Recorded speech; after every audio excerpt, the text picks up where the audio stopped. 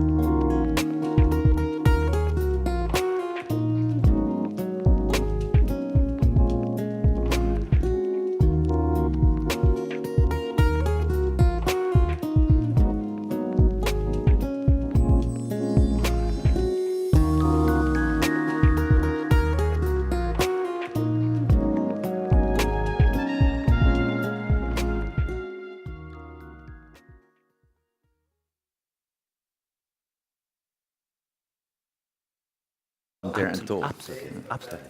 Package Travel Directive, we'll be asking how to make it fit for today's travel.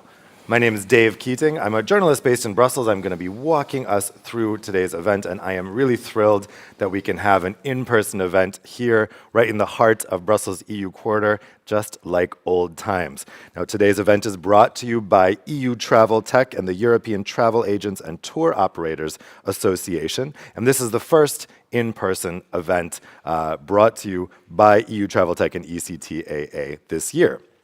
So today we're going to be talking about the Package Travel Directive, which are the EU rules which cover pre-arranged package holidays, self-customized packages, and linked travel arrangements, where the traveler chooses different elements from a single point of sale, which can be online or offline.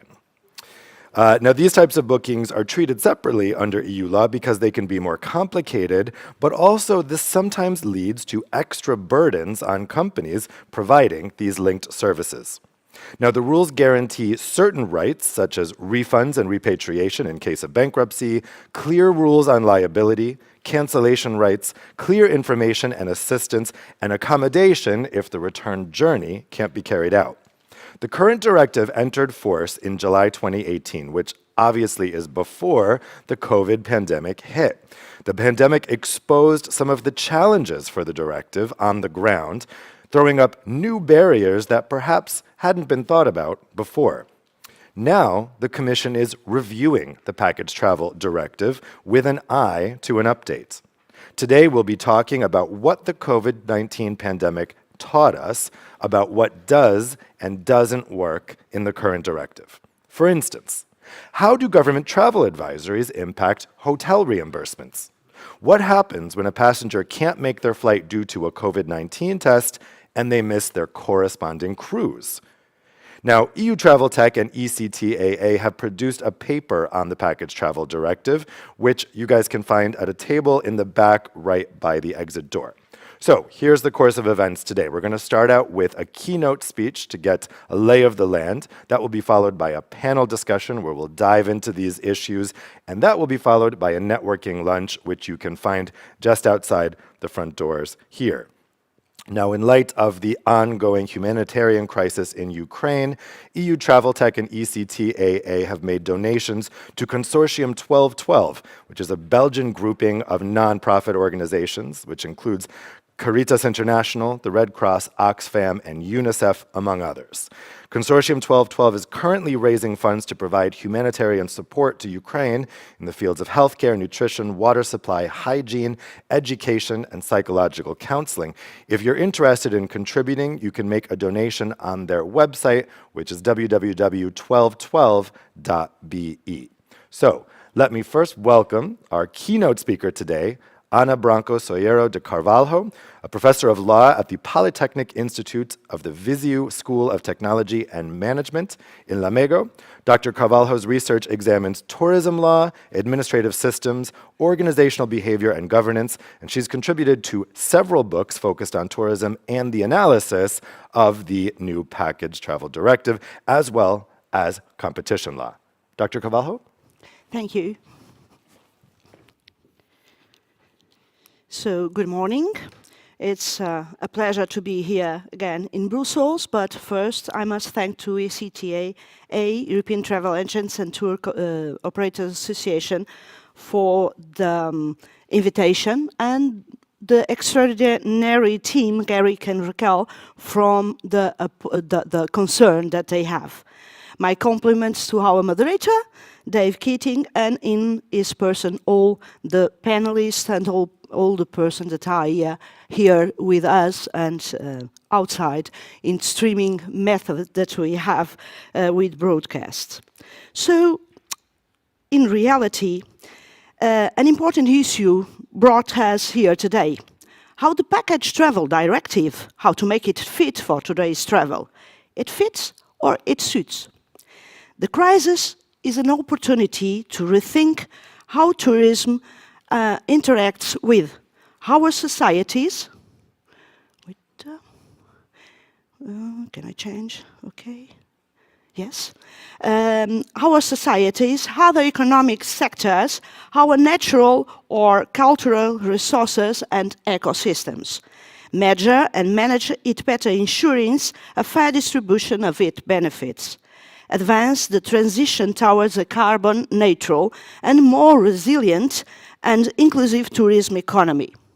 Effective reopening and recovery plans and policies should put people first, with partnership and coordination allowing tourism to restart safely, accelerate economic recovery, and provide hope to millions of people. In order for tourism offerings to be as effective as possible, coordination and joint efforts are necessary between the business sector, the private sector, civil society, and all relevant levels of the public sector, including international level.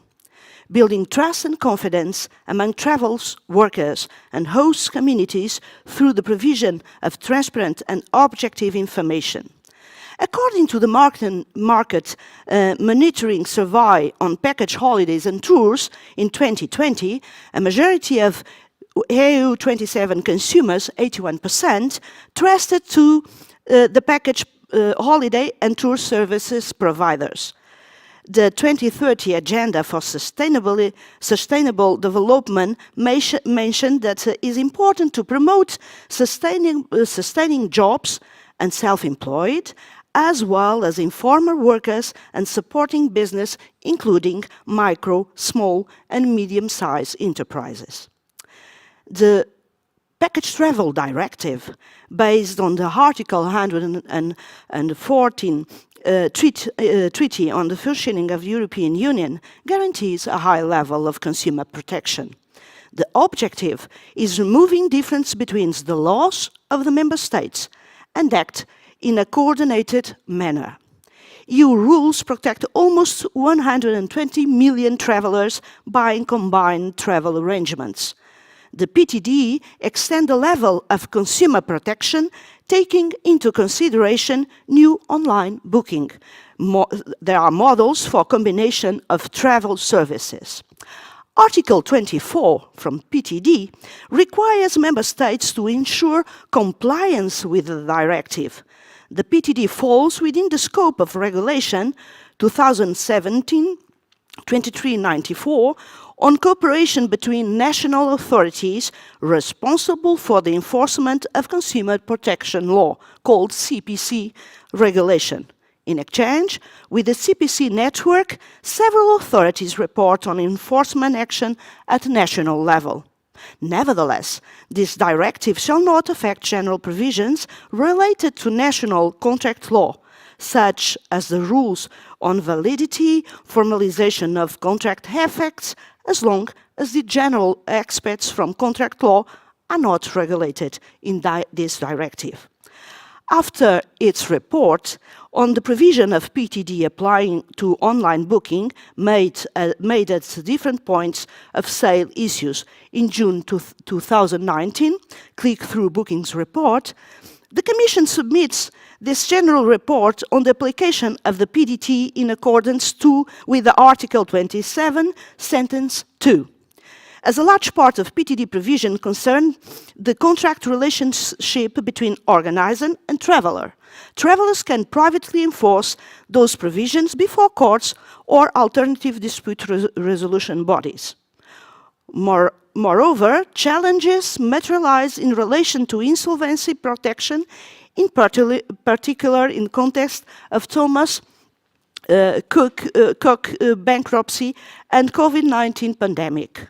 The pre-contractual information requirements on the specific package in question overall do not seem to pose major problems. On the other hand, a new concept of linking travel arrangements applying to combination of travel services which will ensure payment are protected. In this case, the trader goes, if the trader goes to bankrupt. Article 5 and 19 PTD and recitals 12 and 30 of PTD give some guidance as regard the concept of LTA, but the application of this concept has raised the highest number of questions. Consumer and business stakeholders consider that LTA definition overly complex and difficult to apply in practice. It's not always clear what facilitation and facilitation in a target manner actually means. Consumer representatives are concerned that travel service providers that present themselves as a trade facilitating an LTA rather than as an organizer in order to avoid the stricter liability rules applicable to packages, leaving consumers with a lower level of protection. Representatives of airlines consider that the standard information forms are too complex, technical and difficult to read, especially on mobile devices. Representatives of insurance industry have pointed out that repatriation can be better organized by the travel industry itself. The PT Directive also introduced a system of mutual recognition of insolvency protection accompanied by a structured cooperation mechanism between the member states. Recital 39 from the PTD. Some package travel organizers have suggested amending Article 22 and adding a refund obligation of suppliers of travel services is the right of redress.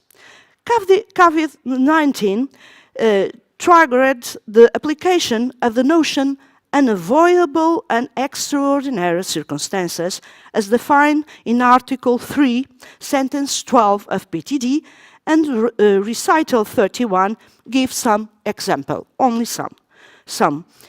It is recommendation 2020-648, the Commission recognized that organizer may propose vouchers as an alternative to reimbursement in money subject to the traveler's voluntary acceptance in the event of cancellation, of course.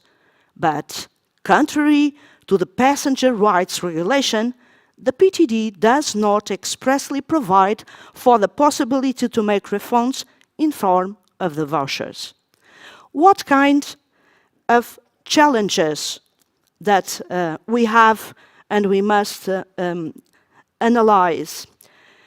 We need more clear information, what we call transparency, more networking policies in a holistic vision, support micro, small and medium enterprises when unavoidable and extraordinary circumstances occurs. More control for non-compliant states, obligation to refund, credit card payment, how is it made and how can it refund, claim to travel insurance, and most of all, age-to-age concept, means human-to-human concept. Opportunities that we can have. Regarding the coverage and scope of insolvency protection schemes, analyze the prepayment practice, introduce strong measures to enforce consumer rights, which, as the COVID-19 pandemic has further demonstrated, is a significant flaw in European Community travels legislation, and review certain definitions, like, for example, LTAs. So, a conformity assessment study of the national transposition measures conducted by external contractor was finalized at the beginning of 2021. According to that study, there may be, to various degrees, potential non-conformity issues in all member states. For example, as regards definition, pre-contractual information requirements, travel termination rights and termination fees, consequences of a lack of improper performance of the contract, facilitating LTAs, liability for booking errors, and the imperative nature of PTD. So, in the aspects of, sorry, I can go back? Yeah, perfect. How can we make some reviews, suggestions of reviews on, of the PTD? First, disparity of treatment and the issues of applicable law. Fragment solutions and interpretations. There are different across EU member states. With the other passenger rights, it's important to analyze again Article 12, sentence 2. Ensure that European consumers benefit from stronger financial protection, and analyze again Article 17. Clarify the insolvency protection provisions, harmonize limitation on prepayments by holiday makers, introducing liability rules from online booking intermediaries, repeal the derogatory rules for a crisis situation, and most of all, clarifying the calculation formula of Article 12, sentence 1. So, as conclusions, placing tourism among the priorities from social, economic, it's important, and make recovery of plans. Building a stimulating environment for entrepreneurship and technological transformation with a special focus in micro, small, and medium enterprises. And most of all, reaffirm the commitment to work towards a sustainable recovery of tourism, thus converting trip into a space and a time of happiness. Many thanks.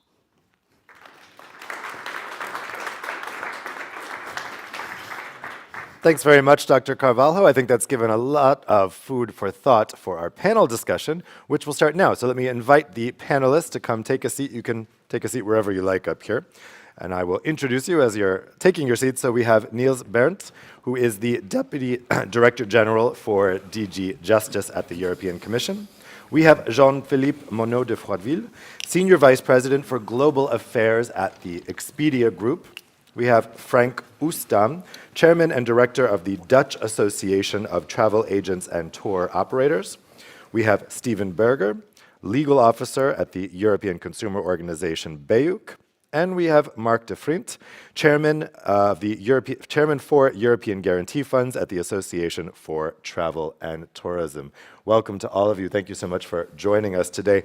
Niels, let's start with you. We've just heard that the pandemic presents an opportunity to rethink the Package Travel Directive because it kind of shines a light on what's working, maybe what's not working so well. So what would you say have been the challenges with the Package Travel Directive so far, and where will the Commission focus for the revision? All right. No, thanks a lot, Dave. And thanks, colleagues, for the invitation. Thanks also to Dr. Carvalho being on the panel. That almost makes our panel gender balanced, but let's say we work in that direction. No, I think, let's say, one fundamental point to start with is that the package travel, in our view, is something very valuable for consumers.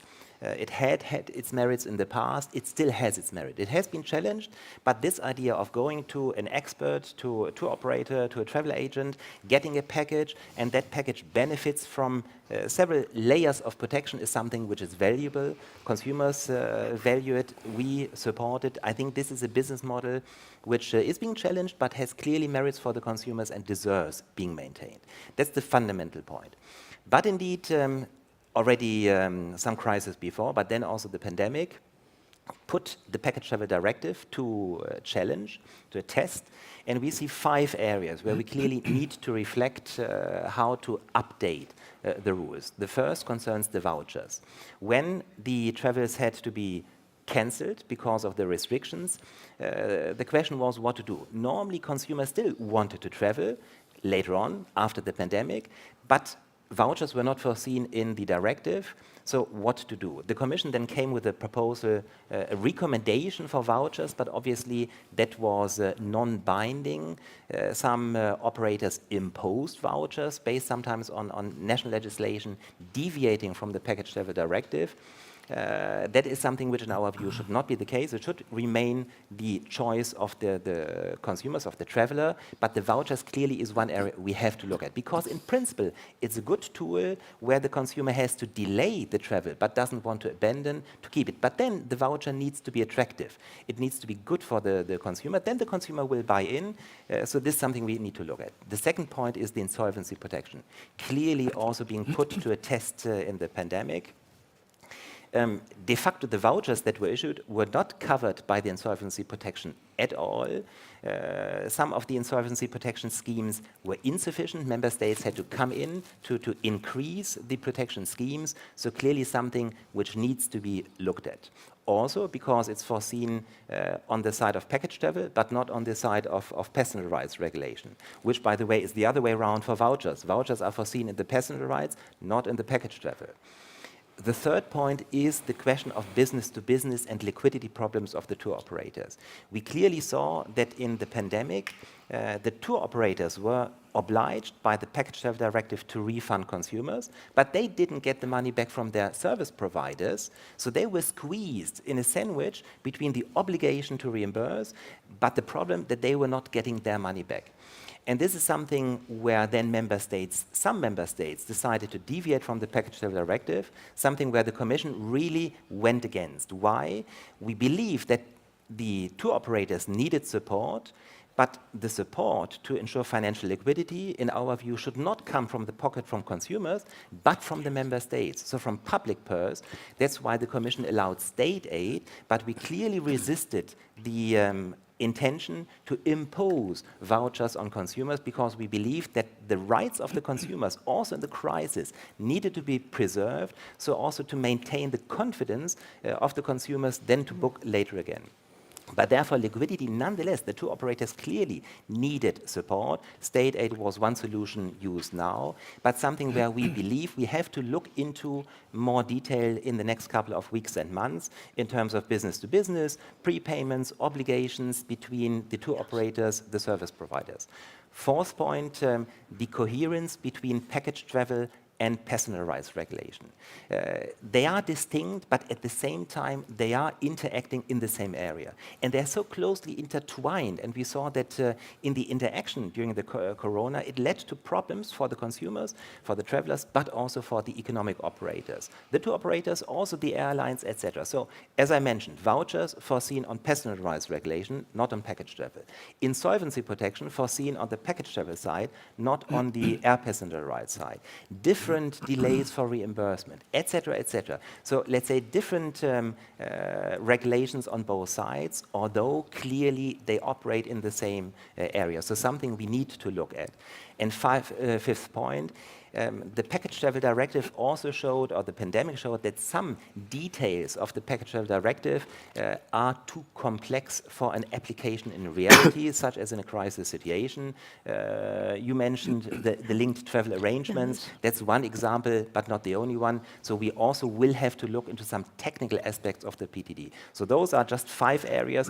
But let's say at the moment we are in the process of let's say, reflection with all the partners. Therefore, today is a great opportunity to see see whether the issues we have identified are the right ones. We still can add on additional issues if need be.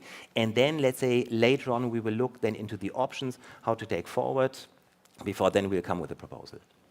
Well, we know that this issue of the travel providers being caught in the middle, Yes. in terms of who's going to, they need to provide the refund, but they're not getting the refund Absolutely. from the provider. That was one of the big challenges during the pandemic. Jean-Philippe, tell us about some of the other challenges that companies have encountered with the package travel directive during the pandemic.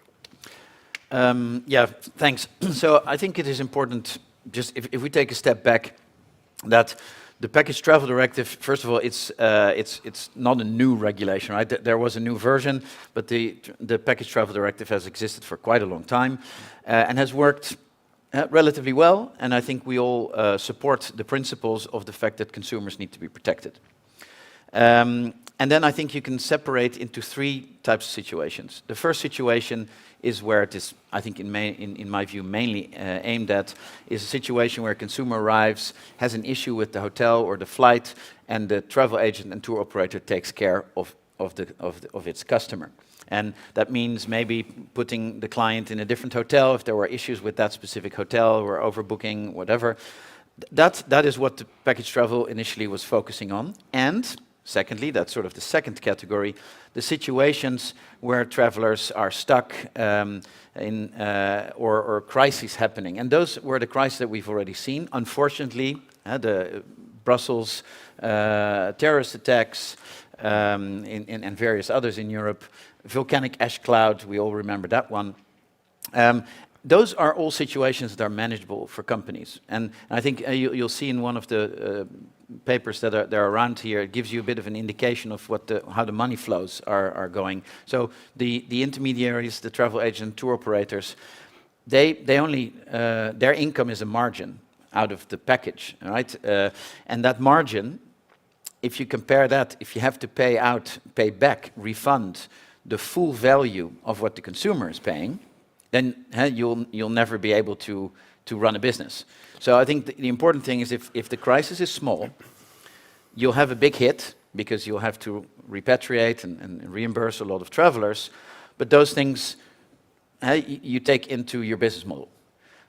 Where things start to go wrong is this third category, where none of the situation, we have never seen this situation before. This is where the package travel directive is now tested to its fullest and has been shown to not function properly, is a situation when the world is coming to a halt in terms of travel and everybody wants their money back.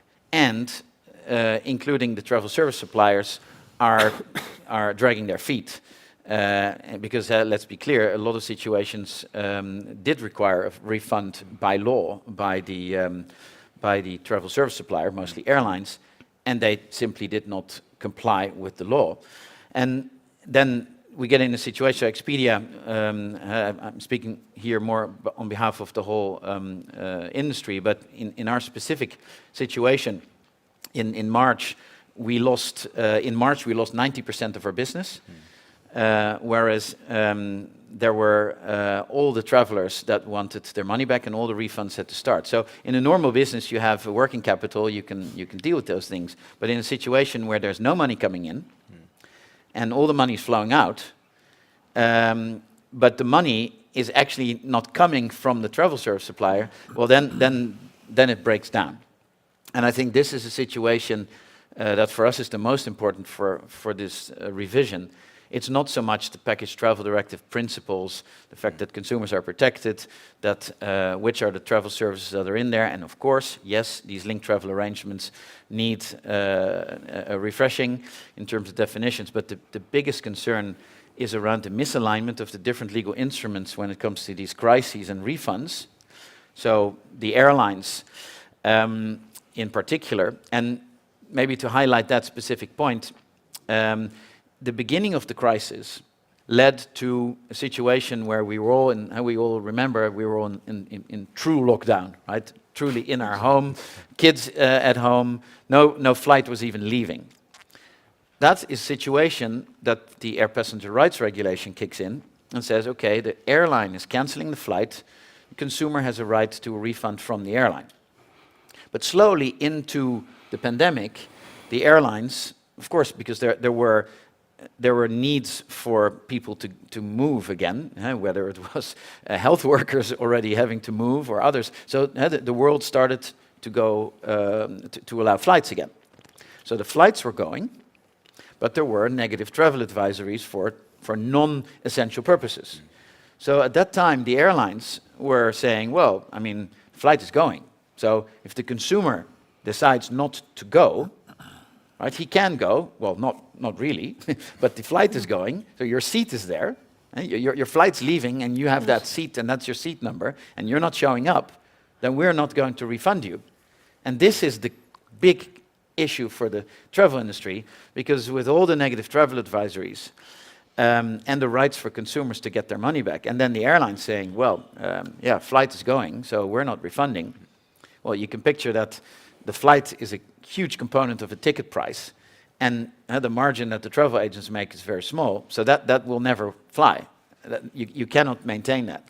And that's where I think the work needs to focus, in seeing how can you align, as you said, the rights under the air passenger rights regulation, and connect that also to crisis situations where there are negative travel advisories, and align that to the Package Travel Directive, which is also talking about the same extraordinary and unavoidable circumstances. And once you connect the two, well, then I think there is a workable solution also for this third category of, let's say, global crises. Yeah, it's a very good point, but what was happening during the pandemic, then the flights started going again, but people legally couldn't go to the countries because there was a block, and that created a lot of back and forth, and it created a lot of difficulty, especially for travel agents. So let's turn to Frank next. Frank, what's your perspective from an organizer's perspective on what worked and what didn't work during the pandemic, and what have been the lessons learned? Well, I can echo for a large part what Jean-Philippe was saying.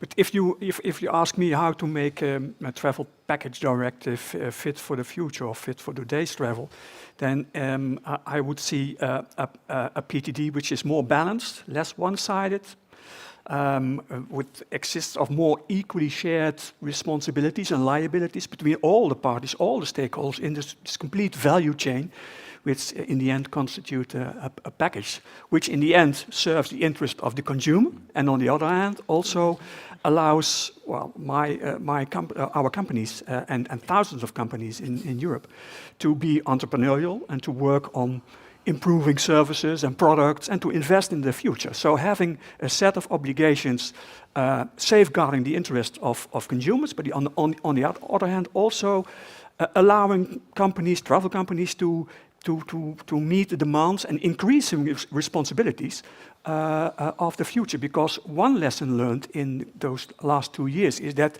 the responsibilities of travel companies are expanding, like safety, health, insurance also, but flexibility. In Holland, we don't sell any packages anymore without offering a lot of flexibility to consumers. So allowing that flexibility is very important for companies. But you hear the however are coming. If you look at what happened the last 2 years, then well, you could say that those famous 4 words, those unavoidable and extraordinary circumstances, caused a lot of problems for travel agents and tour operators, especially looking in the COVID period, especially also combined with, well, the related far-reaching obligation looking at reimbursement and liability.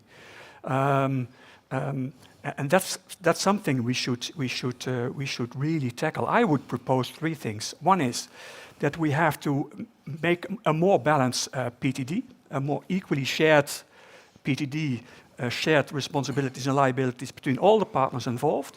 The second thing is I would propose not to overburden the PTD as it is and to make extra obligations in order to really defend the justified interests of consumers, but to really to make an extra burden on adjacent or related laws like the air passengers regulations and such laws. And the third thing is that we need a different mindset, I think. I think as travel industry, we can also be of help for the European Commission in promoting the importance of travel packages. I think, at least in my country, it's the best kept secret in our country. What are the advantages for the public of travel packages? And I think we should join forces and see how we can make a stop to this shrinking, and in the booklet, I can really advise you to look at the booklet, which is in the back of the hall. If you look at the marketing, or the market share of travel packages, it decreased enormously. I think I saw figures from 23 to 9% in 2017. Now, maybe the last 2 years, the market share went up a little bit. But I think we have to stop this shrinking market share of travel packages, and we should join forces into more marketing of the advantages of travel packages for consumers. That would be my answer.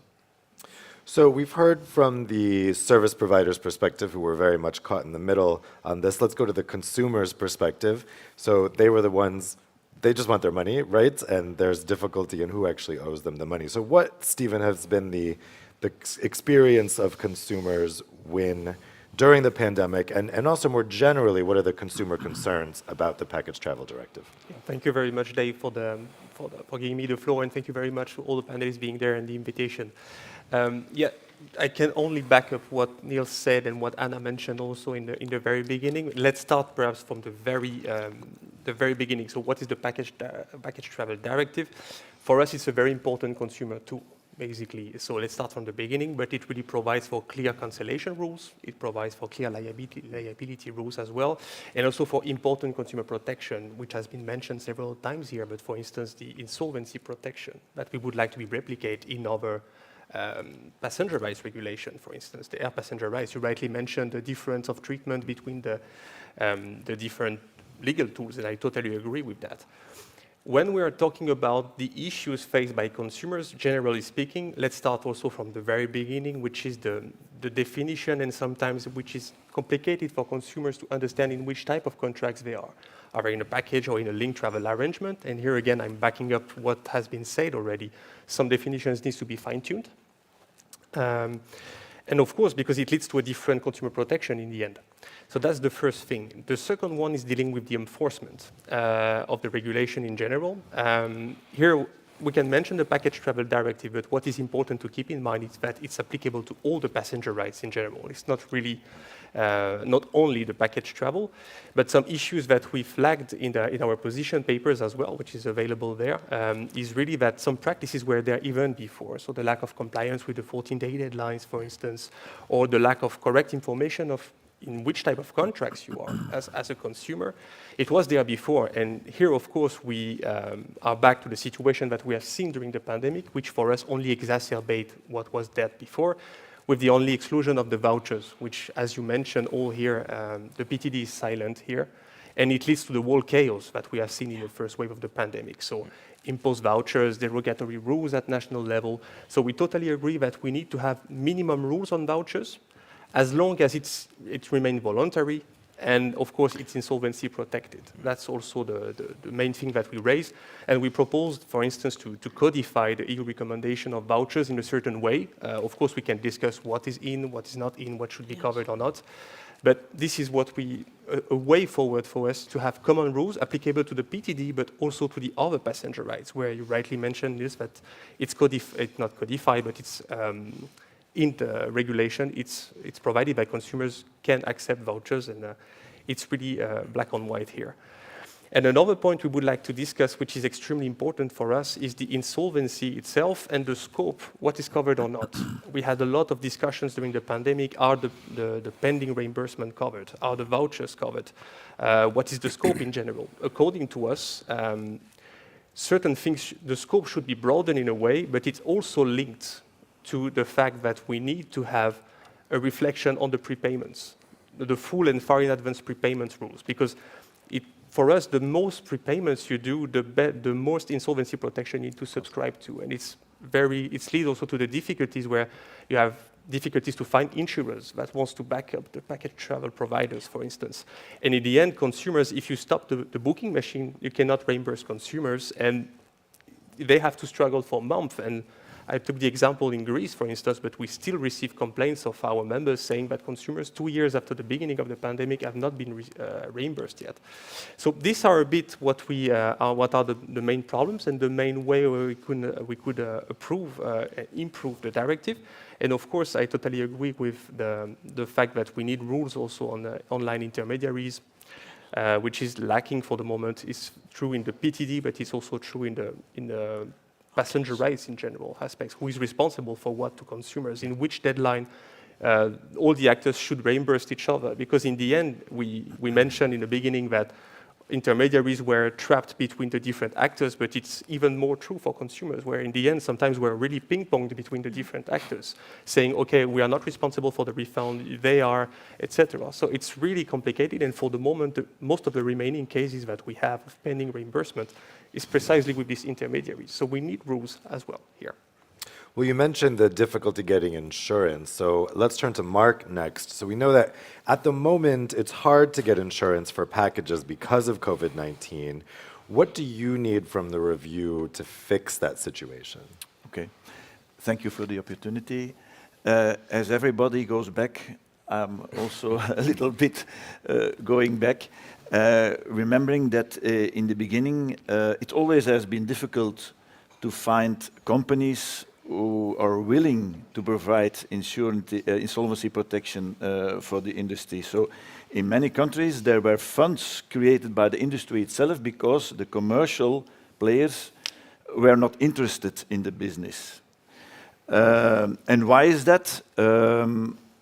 The travel industry, as you know, is subject to many difficult external circumstances, from 9/11, of tsunamis, volcanoes, war, that does not stimulate the appetite for commercial insurance to come on the market. There are not so many fees to collect in that business. That's another problem.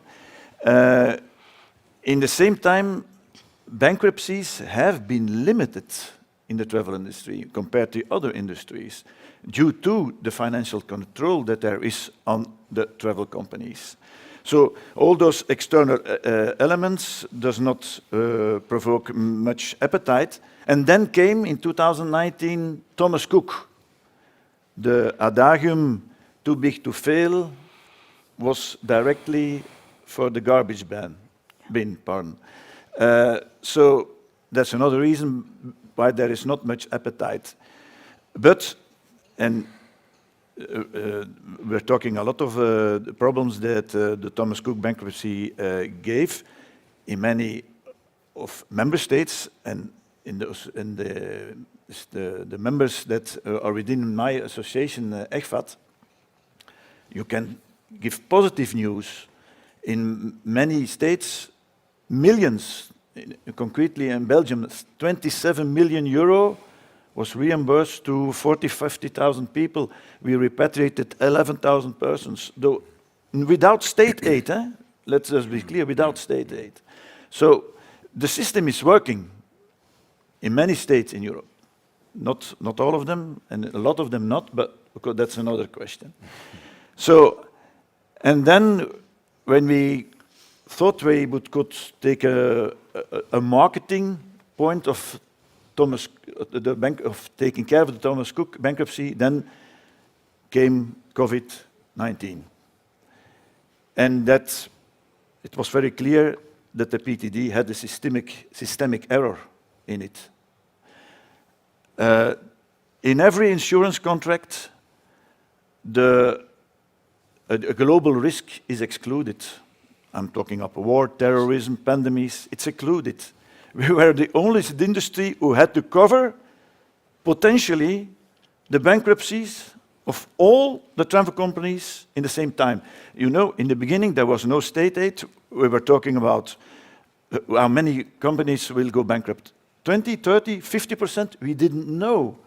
But you understand, as you cannot ask to the bank industry to create a fund that will cover the bankruptcies of all banks, take only 1/5 of them, in the same time, a full coverage of all customers, that's economical nonsense. So it's economical nonsense to ask from funds, insurance companies, but even from states to cover such a global loss. That's simply economically not possible. So I'm coming to your question, what can be done at reviewing the package travel directive. First of all,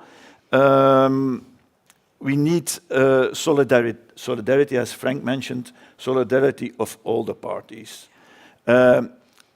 We are not talking here about physical damage, physical losses. That's okay. You should always be protected against that. But please, if a whole industry is suffering and going down, wait a little bit on your money. See what the states do, and so on, but not directly ask within 14 days reimbursement. It was impossible. The companies did not have the money. So then questioning of the voucher system. In some countries, the vouchers were protected, like in Belgium and in Holland and France, by the travel guarantee funds. But that was a measure who came like a temporary solution. Will COVID last 3 months, 4 months, 6 months? It was more than 2 years.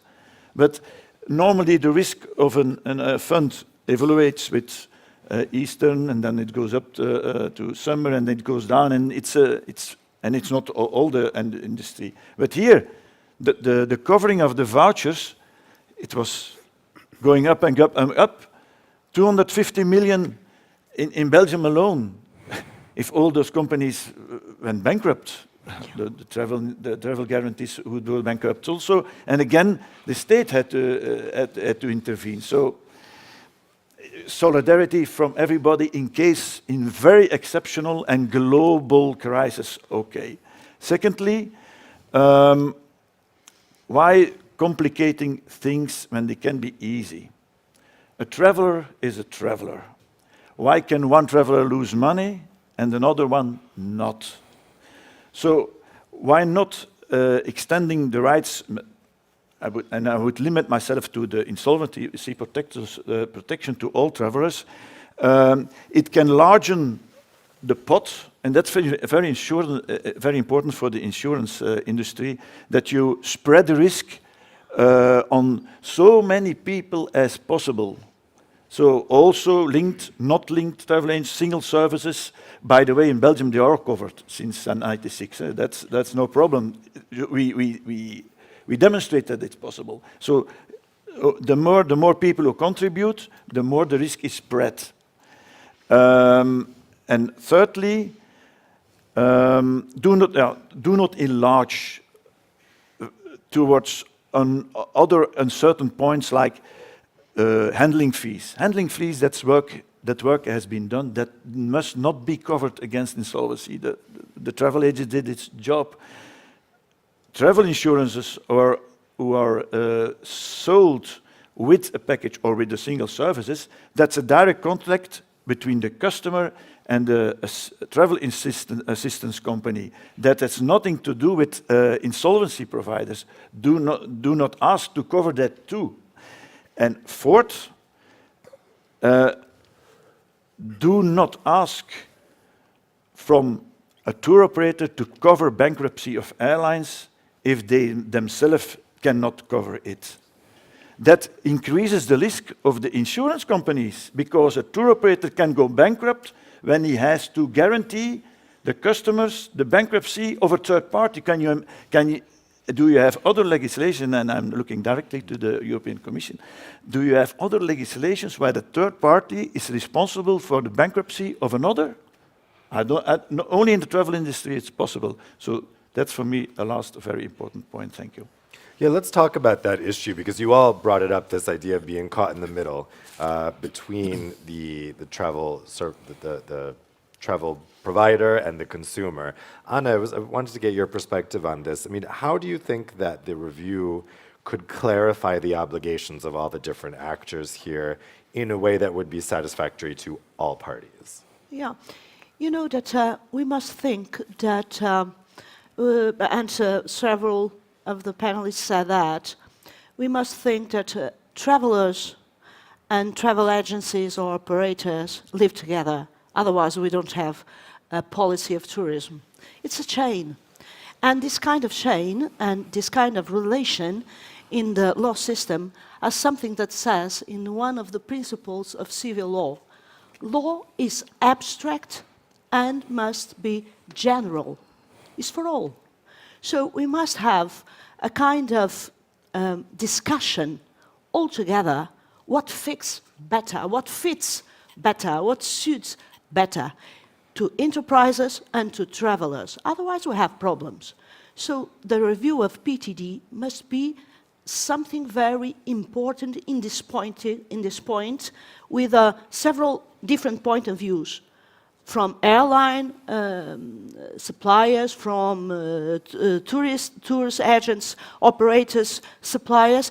Everybody must sit and discuss because we are in a time of challenges and of different analysis of the situation.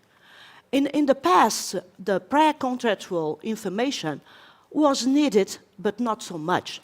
Today is something that is amazing. Everybody wants to know something about the travel, but at the end, they don't know nothing at all. So what is needed to fix and to be clear, to have not a lack of confirmation, a lack of information, but to have friendly information to travelers and tour operators. Otherwise, we have the insurer to the insurance, or the voucher that doesn't promote a solution, or insolvency that we don't know how to support it, if it's a third part or not. So we have several concepts, and none of them in this moment can give an answer, a real answer, because we are not together. Yeah. Maybe because we are discussing prepayments and refunds. Yes. And that's really very essential, Yeah. except other topics like possibly limiting prepayments, the prepayment model.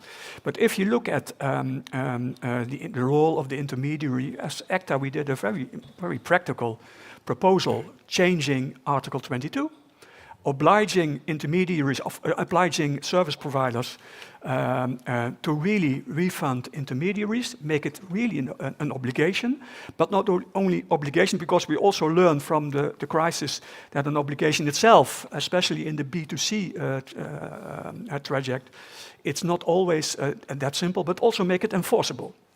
So really put in this amendment, in this Article 22, any obligation for the service provider to really refund the intermediary and make it an enforceable obligation. And the second thing is, if you also talk about make it more simple for the end consumer to get the refund, is also to make, for instance, in the air passenger regulation, also this amendment in Article 8, Article 13, I think, about this airfare segment in the travel package, and also looking at Article 13 redress. Put it in there, and then we have a much more safer and a much more structure in this whole refund matter. Let's put that question directly to Niels. Could Article 22 be revised to clarify these obligations? Well, everything is up for review. So yes, let's say it's a possibility which we should look at. But allow me to come back to one point. The directive, of course, is a consumer protection directive, at the same time based on the single market legal basis. It also has the perspective, of course, to ensure that we have a vibrant tourism industry. Europe is a great destination for tourism. We are proud of our Europe, we are proud of our tourism industry. So, of course, we need a vibrant industry. I'm fully with you on that point. And yes, we need solidarity in, let's say, this area. However, I need to point to one point on which probably we disagree sometimes. But when at the crisis, the tour operators were in this sandwich position, then some member states said, listen, the consumer should understand that the tour operators can't reimburse, so please hold on, and some member states imposed vouchers. The Commission went against. Why? Because it was not just the tour operators that suffered. The consumers also suffered. We have seen the over-indebtedness increasing in Europe significantly. And for quite a lot of consumers, the package travel that you reserve for next summer of, I don't know, 4,000 euro or whatever, is a major investment. Lots went on short-term work or even lost their jobs, and this was a major part of their income.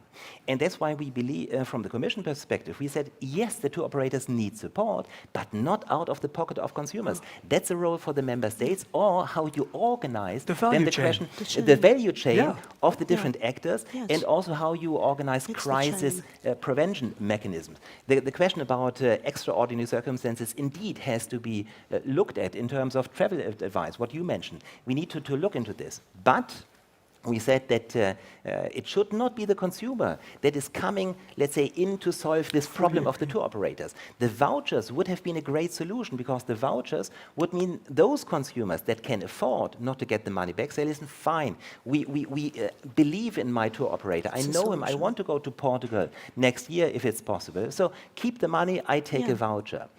But as the vouchers were not foreseen in the law, as they were not protected, it came too late. And consumers, we worked with consumer organizations that said, listen, we want to promote this idea of vouchers to ease the pressure on tour operators. And consumer organizations were helpful.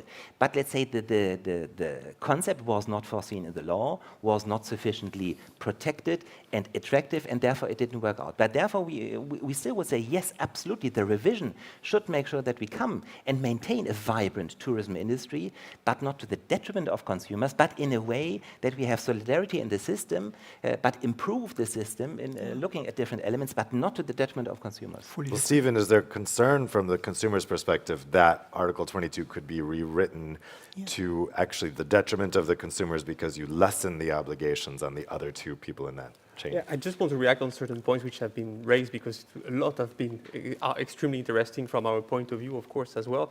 The first thing is about the different obligation of the different people from the value chain. We totally agree that we need to have rules here on who is responsible to refund, and even to establish deadlines for the reimbursement, even between the different travel actors. Normally, we are not dealing with B2B relationship, of course, but in the end, it impacts the consumer. So we need also to have kind of rules with the intermediaries, within which timeline you should provide the reimbursement, etc., etc. And we need also, this was a point raised by several of the panelists, to align certain rights in the package travel and in the air passenger rights. Here I'm thinking about this extraordinary possibility for the consumers to cancel at no cost in case of extraordinary circumstances.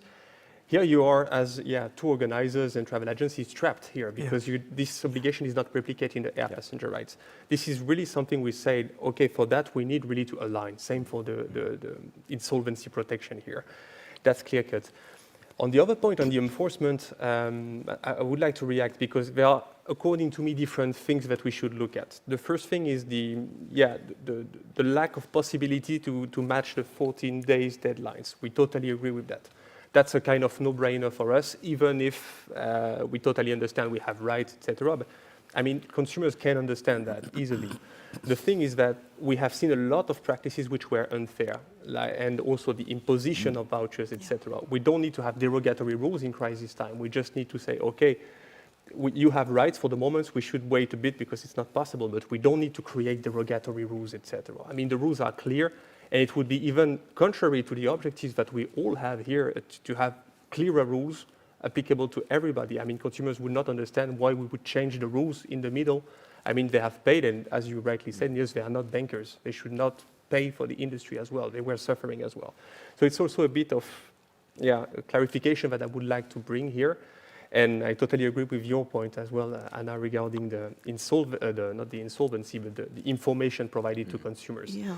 This is a point that we raised. We need clear pre-contractual information, but we need to think about how they are conveyed to consumers. Yeah. Sometimes it's really complicated when you are reading a long annex, etc. So we could perhaps think about how we can present this, what are perhaps key information, so we can work on this. But we still have, and as you clearly mentioned, consumers now want more and more to understand what they are, in which type of contract they are entering, because in the end it also leads to a different level of protection. So it's extremely important to convey the information properly. So I totally agree. Jean-Philippe, you wanted to come in? Yeah, I wanted to say something about, I think that the review, it is essential that it is taken into account how the money flows, right? Because that's what we're really talking about. So where is the money? Which is the party that needs to be paying for the insolvency? And which is the party that needs to refund? And I think, and it's been referred to a lot of times, but it is that combination of the different legal instruments.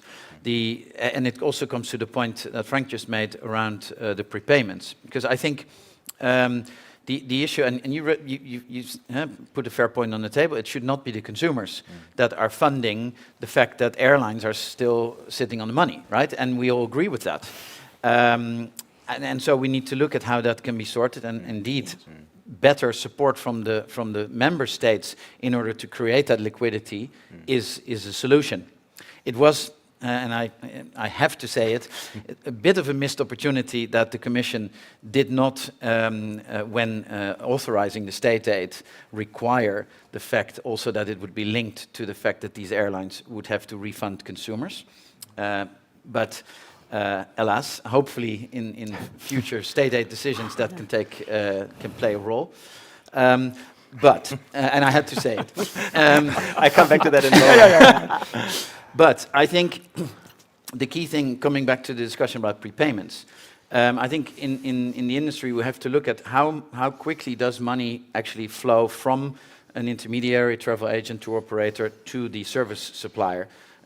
For flights, that can be in a matter of 7 to 14 days after the booking. The money is already out of the hands of the travel agent. If the travel agent would then go bankrupt, doesn't matter for the consumer because the ticket will be issued, the flight is going, the consumer will go. So I think when we assess this whole revision, it is really important to look at until what moment is there the risk, and when does the risk shift? And also when it comes to these prepayments, if we come to a conclusion that, okay, we'll stop, we'll legislate that consumers in a package only have to prepay 20% at booking. Well, what does that mean? That means that the intermediaries, if the airlines are saying, okay, you want to book this ticket, please pay me 100%. No. That means that the travel agent or tour operator becomes a bank, because they will have to get a loan to cover for the 80% that they didn't receive. So I think we have to look at this really holistically. If we change the rules, and that includes prepayments, that has to look at the whole value chain on how payments are received, how the travel service suppliers are accepting that, or have to have an obligation to accept that certain bookings are not prepaid. Because if you look at this one-sided, then I think you create enormous problems on the other side. Yeah, let's talk about this issue of prepayment, because this is one of the ideas that's been floating around out there. Stephen, how would you respond to that? I mean, is there a way that you could lessen the prepayment obligations of the consumer without putting the burden on the middlemen here and making them take out a loan just to pay the cost? Yeah, Go first, but I need to come back to the... Yeah. We'll go with that, then we'll come back to state aid. I mean, I totally agree with Jean-Philippe. We are not saying that we should look at these prepayment issues in an isolated way. We are really asking to review it broadly, in a sense that all the sectors need to look at these practices, because we are all here to discuss what lessons can we learn from this crisis. And one of the glaring ones for us is really that if this way of processing is not sustainable if we are in a crisis time, because as it works, you always need to feed the booking machine, I would say. So we need to think about it globally, yes, in the air passenger rights sector, in the other one. But what we said as well is that it should not be from one day to another. We don't want to ask, okay, as of tomorrow you have to have the full prepayments stopped, etc. What we said is that we should reflect on the feasibility to limit the prepayments, and of course we need to look at the whole area. Yeah, as you said rightly, it's a value chain, so we need to look at everything. But it could be progressive. It could be, for instance, I don't know, 50% and then 50%, and then we diminished a bit. In some countries, by case law, we have limitation as well. So it's applicable somehow. It's just that we need to think on how we can make it more systemic and how we can look at the global aspect. But for us, it's really a kind of long-term perspective in saying, because you also have in the tourism sector other actors which are not functioning on the prepayments as well. So it's a kind of, not incoherence, but it's also an exception in itself to have these full and far in advance prepayments. So we need to reflect about this. I know that it's a well-established business models, and it's a bit complicated, a bit complicated, yes. But we need to think also on the long term and how we can escape from that. Because from consumer perspective, it's kind of dangerous if we don't have all this protection stuff, etc. That's what I would like to really to bring to the debate. And Niels, on state aid, was it a missed opportunity to not require the refunds? Just let me make one point on the prepayment, and then come to the state aid. First, on the prepayment, we also believe we need to look into that, because the higher the prepayment, the higher, of course, the need to then insure for the case of a crisis, the reimbursement, etc. But of course, the lower the prepayment, the more the pressure on the liquidity. So let's say everything, and then the question, where is the money? So we need to look at the prepayment because it has an impact on the insolvency, it has an impact on the insurance, it has an impact on the liquidity. But we should look at all kind of options. Let's say limiting it, although difficult from a legal point of view. This is a single market legislation for protecting consumers. Here we're talking about business-to-business relations. So legally speaking, it's not so obvious.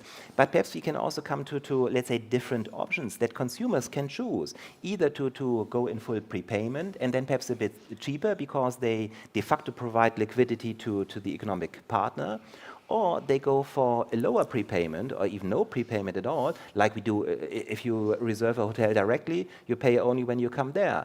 If you book your restaurant, you pay after you leave when you leave the restaurant. So you could have different options for the consumer, where probably then the option where the prepayment is lower, the price would be higher. So the consumer himself would have to decide, listen, what is the option I want to go? Full protection, then higher price, lower protection, then let's say lower price. So I think this is one idea we also will have to look at. Second point on the state aid, yes, on substance, I'm totally with you. We also would have loved to make this kind of requirement, but we have to respect the state aid legal framework, and it simply didn't allow to inject this specific requirement, which was not foreseen by the legal framework. So unless the state aid legal framework is changed, which by the way is not part of the package travel review, so unless this is changed, we couldn't go in this direction. Yep. Frank. Well, we're talking about amending the package travel directive, not completely restructuring, because that would mean if we would talk about limiting or partly limiting prepayments, it would be, well, for the sake of discussion, a horror scenario for the travel industry.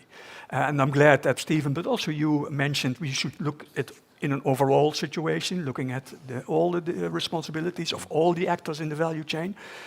But for us, it would mean a completely different kind of way of financing our business. And what should we do with all the actors, all the companies outside of Europe? So I would say if we are going to talk about limiting prepayment models, then we really should talk about having the responsibilities over the whole value chain. That would be very important. Yeah. Stephen? Yeah, just back to the point you mentioned with third countries as well. Here we are also back to a question of enforcement, because normally they should be subject to EU law. So here we are back to the question of the enforcement that we mentioned, which according to us is lacking as well. So we need also to have a focus on this. That's also one of our key messages. I understand your point, and it's totally understandable, but of course, we need to tackle this by more enforcement there. Well, can I just... Yes, can I say, when we talk about amended PTD, that is not so new, as you said, but sometimes the better way, it's about a recommendation. We need that. We need information. How can we fulfill this kind of subjects? And when we talk, where is the money? I think that it's not the problem, where is the money? We need that money. Consumers and enterprises. So how can we have equal solution? Equal can be 40%, 60%. It's not equal in 50-50.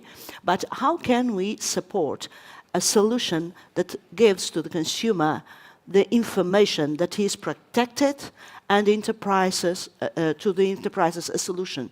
Because nobody lives without money to provide this policy in tourism. Well, Niels, you mentioned the idea that if you required less prepayment, it would have insurance implications. And it strikes me that we're talking about kind of two different things here. We're talking about what should generally apply in the package travel directive. And then I think we're getting into an area where should there be derogations, there be special circumstances for times of emergency like a pandemic. So Mark, I wanted to ask you, one of the other ideas floating around here is about the creation of an EU guarantee fund. Is that something that you think would be helpful, and how exactly would that work? Can I write? I'm not at the ETC. Give us the answer. You're going to write a check? No, not yet. No. Just dream. No, the first question is evidently how will it be funded? Will it be first line, second line? I think that that's what I hear from our members, that there is really a need for reinsurance on the commercial. We cannot expect any more from the commercial reinsurance company. I think we no longer have an reinsurance in France, etc. That market is closed. In that way, that the French and Belgian governments are preparing laws to make a sort of capping of our risk, etc. If that could be done on European level, I think that there could be a fund that works like affordable reinsurance system, evidentially taking into account the working manner of each fund in each state. I give an example. In some funds ask always a bank guarantee, minimum 1.5%. In Belgium, we say no. We are starting from the fact that the companies must be solvent, that they must have a strong financial structure. Eventually, we will ask a supplementary bank guarantee, but not from the starting point. So will the EU fund take that into account, the different policies? What's the best system to cover your own risk, but insure a weak company that's a danger for the consumers, for all the travel industry, of a fund that's and I lose the word, that take care of the financial solidity of the companies. What premium will be asked? It does not only depend on, you could normally, our companies, it's a percentage of the turnover, okay, that's the risk.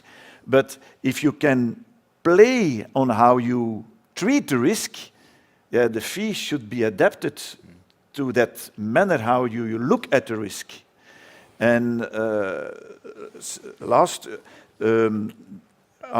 is it necessary to become, for all the funds to become Solvency II compliant or not?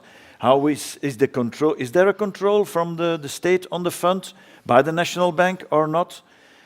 That's all ideas that I have when I think about a EU fund. Well, Niels, is the Commission considering such an EU guarantee fund? Yes, at the moment, all options are on the table. The starting point is, as Frank said, already Thomas Cook showed that the national insolvency schemes are operating in a different manner and with different success, I would say. So one possibility is simply to strengthen the requirements in the directive for the national insolvency scheme, simply to make them a bit more robust and a bit more harmonized. Relatively easy, stays in the architecture. Then came the corona, which really showed that most national systems came to a limit and most member states had to come in. So then the question which we will have to ask in the review, but we don't have the answer yet, is in this kind of crisis situation, what do you do? Do you just say, listen, you could say, listen, we don't provide for any solution. Then let's say it's unforeseen and member states have to jump in like last time. Or do we want to draw the lesson and provide for a mechanism in the future?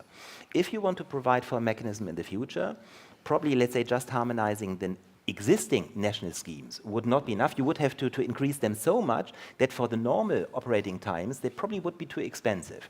So you would need some kind of crisis mechanism. Where do you then put it? Do you put it at national level? That would be a possibility, that every national scheme is adding a separate national crisis mechanism. Or, because you want to pool the risks, do you put it at European level? But if you put it at European level, as you said, you have to put a prime to it. Let's say you have to fund it somehow. Is it the tour operators? Is it the member states? It's a crisis, let's say, reinsurance mechanism. You would have to take into account the different national systems. So yes, it's on the radar screen. We are even also looking with an external contractor into it because that could be costly. Let's say, do you have interest from the commercial operators to go into this kind of reinsurance? So yes, it's on the table. But let's say all options are on the table to say, listen, we simply don't do anything in this regard. We, let's say, then look to the member states to jump in as they did last time. Or let's say we provide for a solution, which could be a national, could be European, could be a combined. But what's the best? That's really where we need collective reflection. Stephen and Frank, you wanted to come in on this briefly, and then I'm going to go to the audience for some questions. Not exactly on this, but I would like to, because we have, and that's what we support all, is that PTD has one objective, is having consumer interest as a key topic. But looking from a perspective of the companies, because we have to sell packages. And what we see now, and that's what is the point I would like to make from the point of the travel industry, is that we see, and if I may picture the situation in my country, less and less companies, especially SMEs, especially travel agents, are not daring to offer travel packages because they have, there's a kind of a collective risk aversion because the risks are too high, which is, well, disastrous for the profitability of those travel agents. It is disastrous for the diversity of the offer in the market. So we see less and less packages. Lots of companies depackaging their products, and that is also worrying me. So it should be also attractive to sell package travels. Stephen, would an EU guarantee fund help solve this problem about the risk aversion for service providers and also help consumers not be on the hook for this?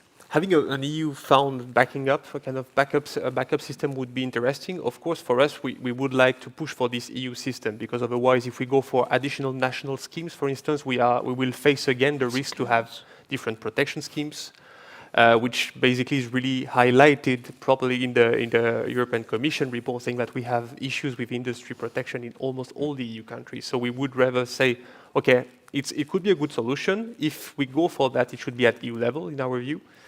It should be clear how it will be run, how it will be financed, as you mentioned as well.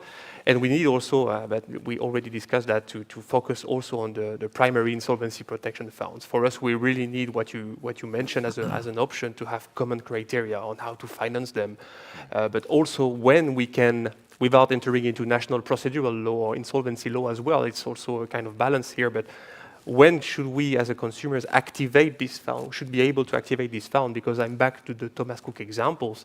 We receive feedbacks from our French members, for instance, where some consumers, 2.5 years after the bankruptcy, cannot still benefit from their rights, but protection to be reimbursed because of national procedural law. So we need also to clarify at which moment, I would say, we can activate this fund.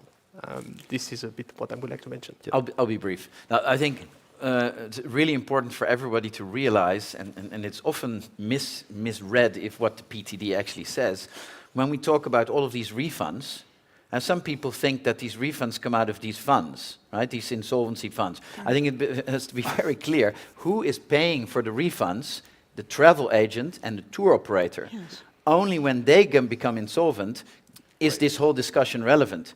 And we don't want to get into that situation. I think we have to be very clear that what we don't want is that tour operators and travel agents are going to be falling over. So what we need to address here, the liquidity issue, is not going to be solved by a fund, because the fund is when things have blown up. That's the situation we don't want to be in. Right? I think that is a really important thing to take into account in this whole debate. We need to fix the issue before companies go insolvent. That's true. That's some really important Yeah, context. of course. Okay, let's go to the audience for some questions. Manu has a microphone here. Garrick has a microphone as well. Does anyone have a question for the panelists? We haven't had in-person events in a while. People forget how to ask questions without typing them in. Yeah, go ahead. So this gentleman here has one. Right here in the center. Yeah.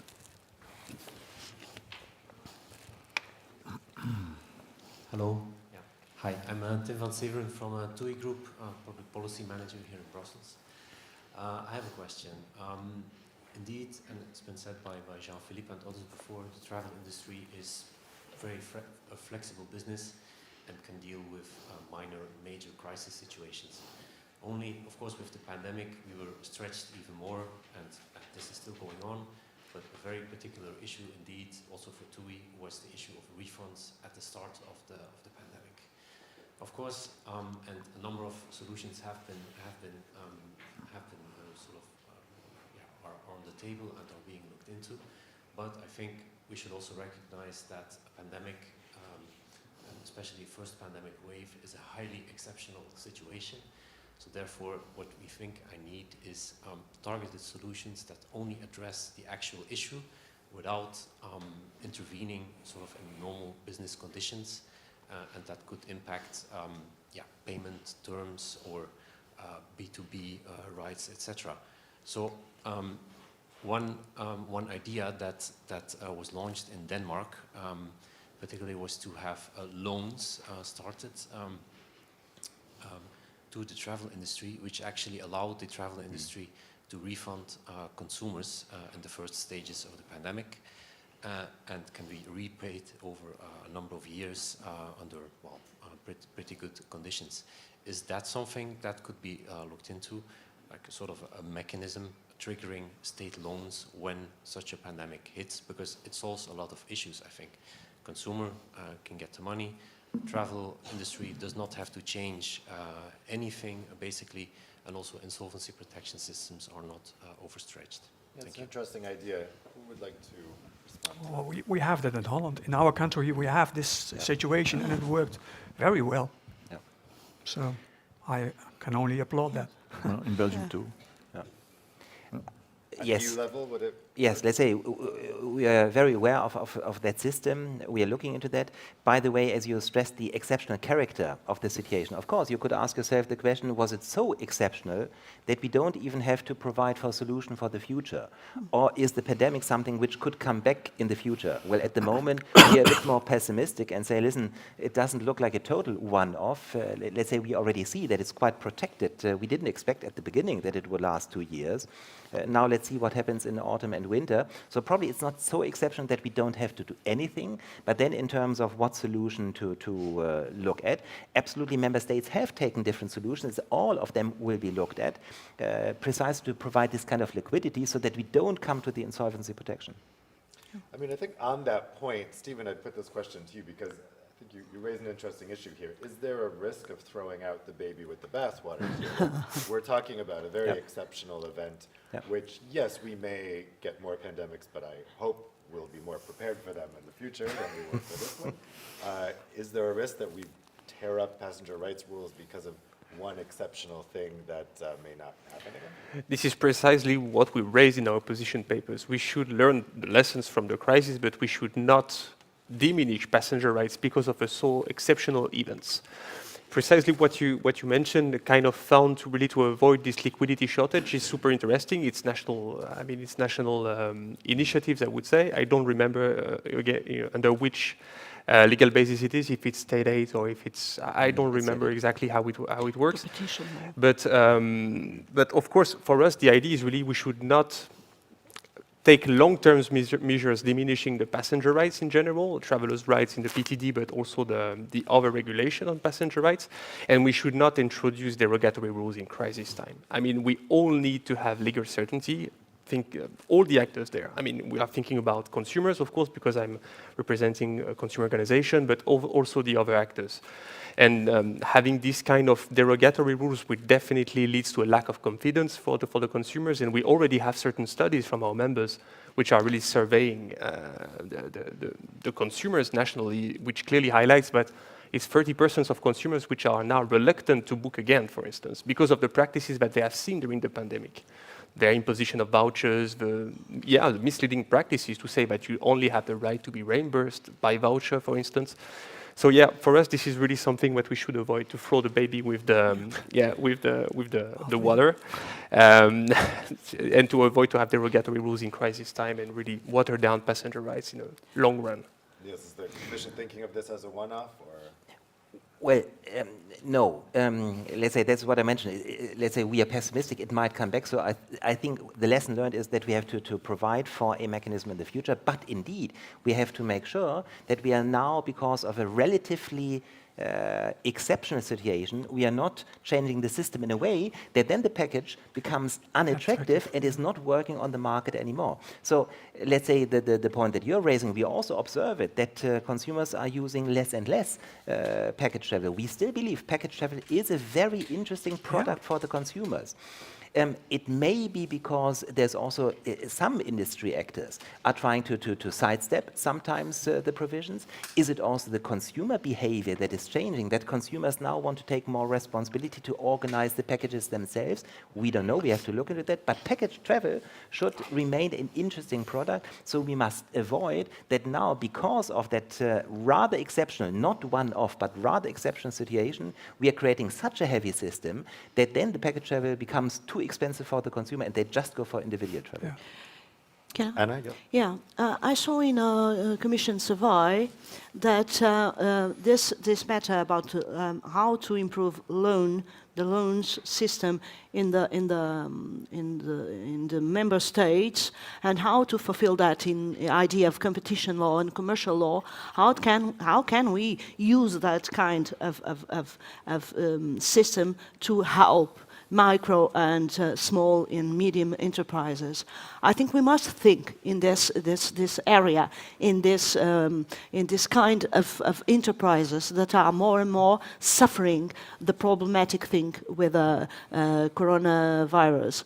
So I don't want to think that we are going to have these exceptional circumstances forever, but we must provide all the system for have a kind of solution when it happens. We cannot think about, okay, it passed. No, we must analyze in the present what can happen in the future. And when we pay a loan for so long, we have a future that we must think about. For that I talk about rethink PTD. Do we have another question from the audience?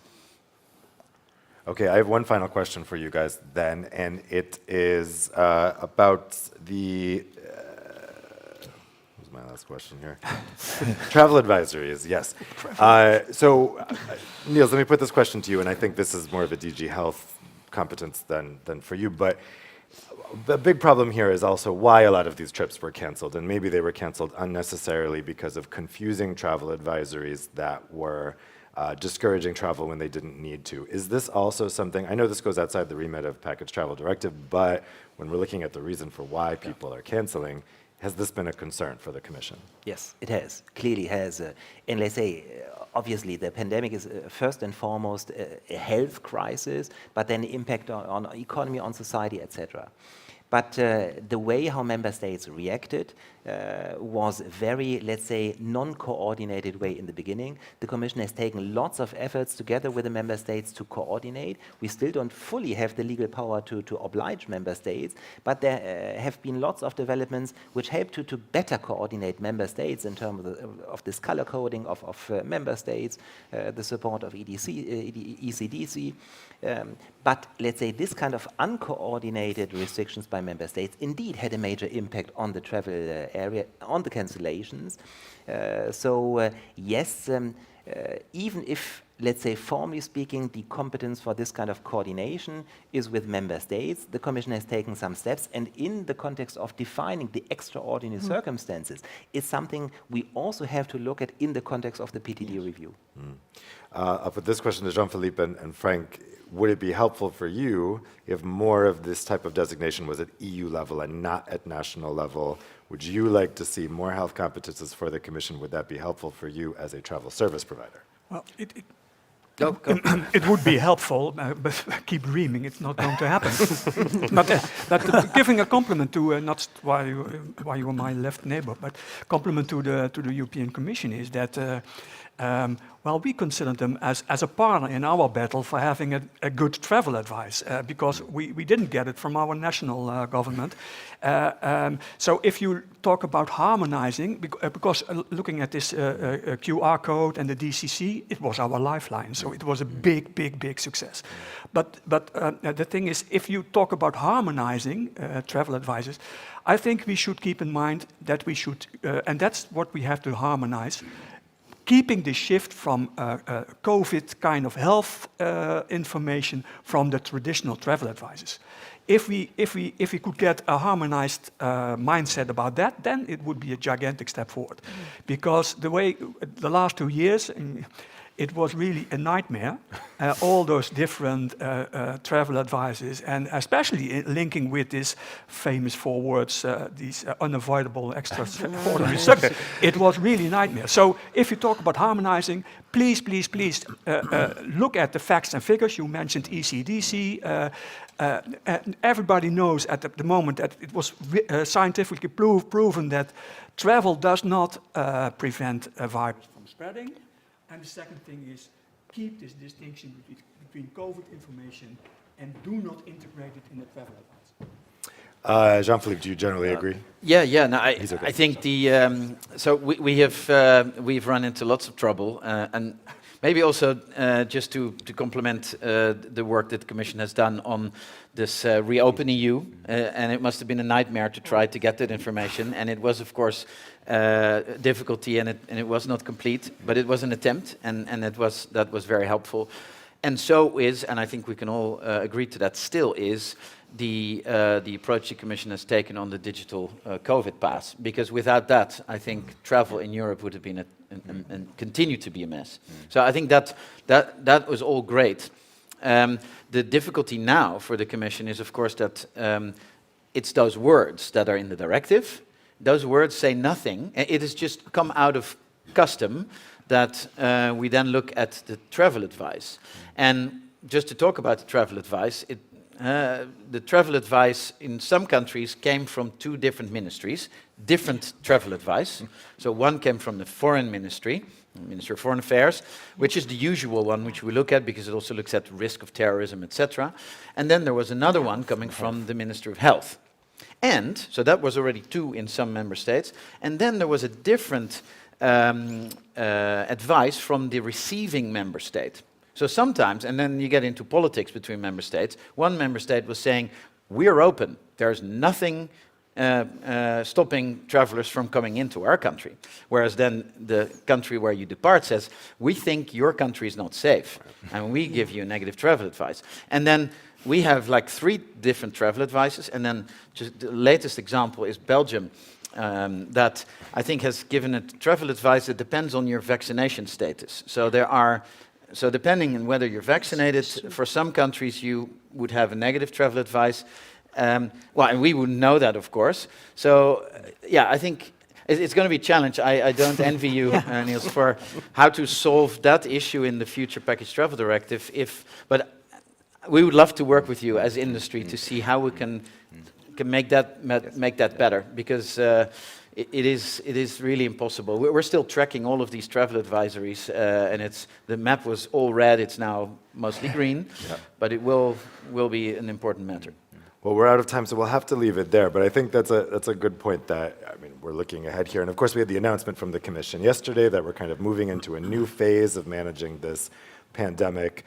Certainly, I'd say A for effort for Reopen EU. It was a good attempt, even if it didn't completely work. But I think everybody in the sector agrees that the health certificate was a huge success for the EU and really, really helpful for the travel industry and for the travelers alike.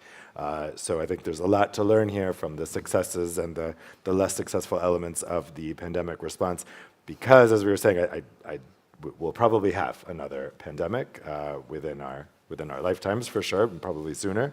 And I think we will be more prepared because, of course, we've lived through these past 2 years. So I want to thank our panelists very much for some excellent interventions. I think certainly gives everyone a lot of food for thought as we move forward with this review and we think about what can be done with the package travel directive, not throwing out the baby with the bathwater, understanding the good elements that have really helped travelers and consumers so far, but also making it more resilient to these unexpected developments, which always happen in life. So thank you to the panelists. Thank you for you here joining us. Thank you for you at home following along. And I wish you all a wonderful afternoon. For those of you in the room, lunch is served.